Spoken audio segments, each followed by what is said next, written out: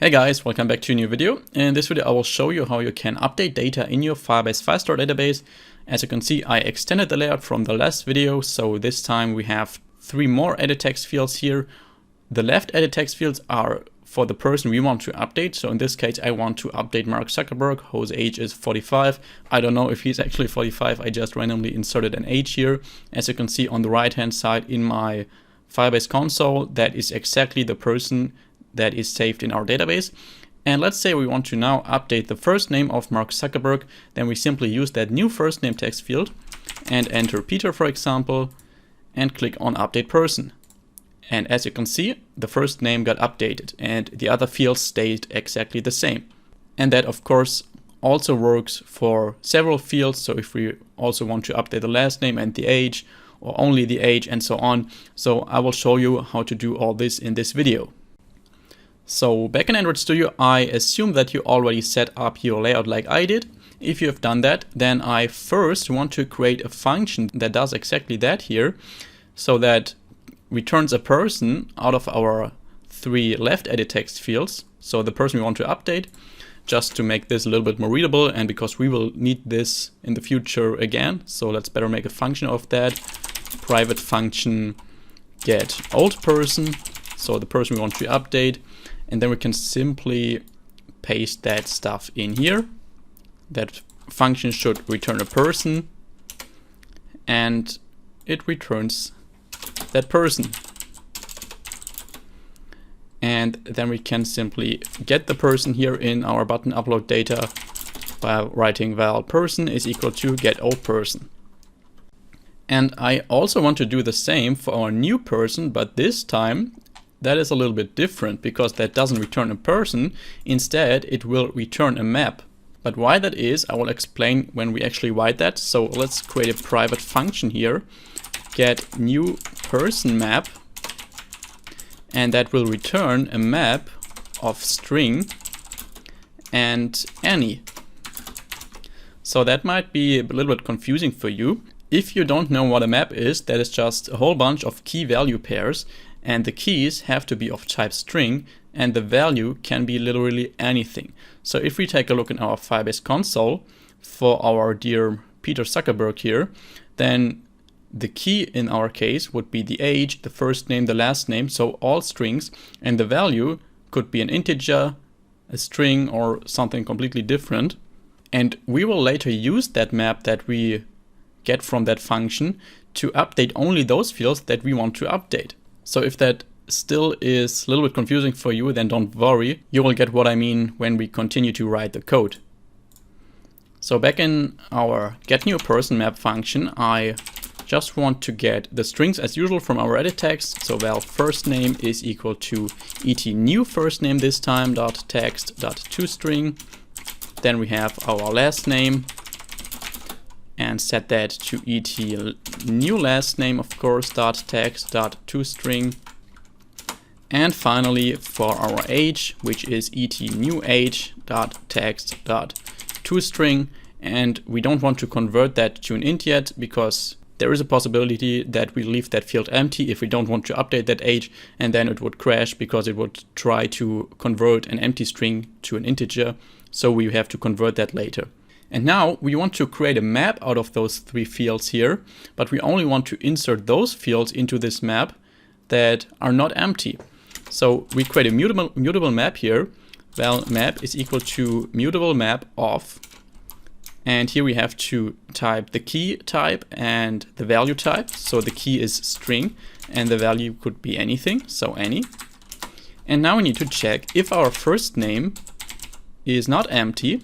Then we want to include that into the map, because then we entered something for the new first name and then we want to update that. So in that case, we can refer to our map, add the key of first name, and we will set it to our first name. And the same for our last name. So if last name is not empty, then we want to update our map, or add this entry to our map basically, add the key of last name and set it to last name. And for our age too, so if our age is not empty, then we want to set our map at the index of age to our age, and here we can convert it to an integer now. And then we can finally return our map in this function. So if you still don't get what this map is for, let's say we only entered a first name and an age in our new edit text fields. That means we only want to update the first name and the age and not the last name. The last name should be as it was before. So we check if our first name is not empty. So if we entered something for the new first name, then we add that entry to our map. If the last name is not empty, we will add the last name to our map. But if we didn't enter something for that, we won't add it to our map. So basically at the end of this function, the map only contains those fields that we want to update. And with this function, we can now create another function to actually update our person. So a private function update person. Then we enter the person that we want to update and the new person map with which we want to update that person. So that will be a map of type string and any, of course. And actually we don't want to open that block here because we will set that to a coroutine scope again, just as we did it for the other functions. Coroutine scope dispatches.io.launch. If we now want to update a particular person, we need this person's document reference. So as for now, we only work with this person collection reference that contains all of our available persons in the database. But to update a specific person, if we take a look in our database, here's our person collection reference. But to update a specific person, we need its document reference. So each unique ID here represents a document reference. And this document reference contains the fields of that person. But since we don't know the ID of the person that we want to change, we somehow need to find that out first. And to actually accomplish that, I will use a query. So I hope you watched my previous video about queries because I won't go into detail with this.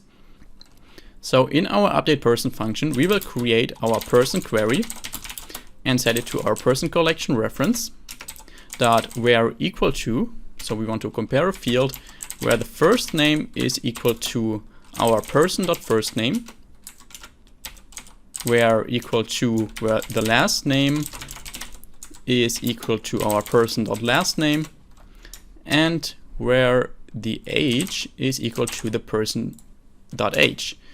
And then we call .get afterwards and .await.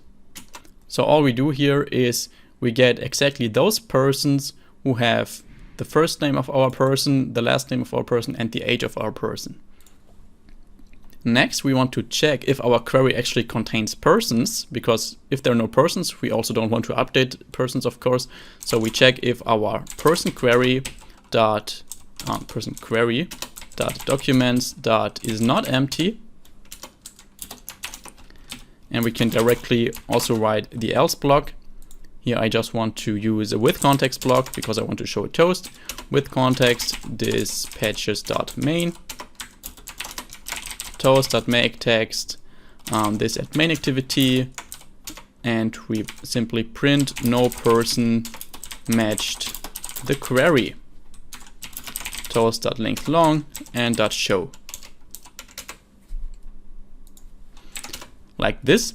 And then we can go into the if condition here and loop over all of our persons contained in that query. So ideally that is only a single person, but if there are several persons who have the exact same first name, last name and age, then this query will contain several persons and we will update several persons. So here we want to loop over our documents. So for each document in our person query, we want to start a try and catch block. So in case something goes wrong, we want to catch the exception. So E is an exception. And here we can simply copy and paste our with context block. And instead of that string here, we want to print e.message. And in our try block, what we now want to do is we want to call our person collection reference. And now we don't want to directly refer to this person collection reference. Instead, we want to refer to a document inside of that collection reference. So we type document and we choose this function that takes a document path as a string. So we want to change a particular document. And we want to change the document with the ID of our document.id. So that might be a little bit confusing for you. We just get all persons that match our query here in our person query. And then we loop over all documents inside of that person query. And with this document here, we can also get the ID of that document. And because we know that this document matches our query, we can use that ID to update that person. And after this document reference now, we can call .set, and as you can see, we have two options here. One just takes the data and the other takes the data and set options. We will choose the second option here, because if we only enter the data here, so we can just pass our new person map here, then this will actually update our person in Firestore so that it only matches the map. So if there are any fields that are not contained in the map, then they will be deleted in Firestore. So if we only want to update the first and last name, and only the first and last name is contained in that map, then the age will be deleted in Firestore because it is not contained in the map. And if we want to make sure that all fields that are not inside of this map will still be the same as before, we also need to add set options here. So as a second parameter, we pass setOptions.merge. And that is it for the updating process. We also want to call that await after that, just as usual. And then we can scroll up and add an on-click listener to our update button. So here, button update person dot set on-click listener. First, we want to get the old person that we want to update.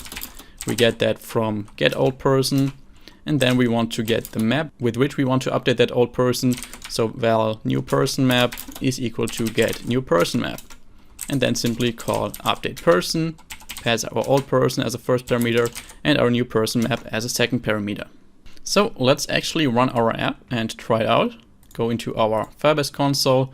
And as you can see, I have Elon Musk in my database. Let's say Elon had birthday and we want to update his age.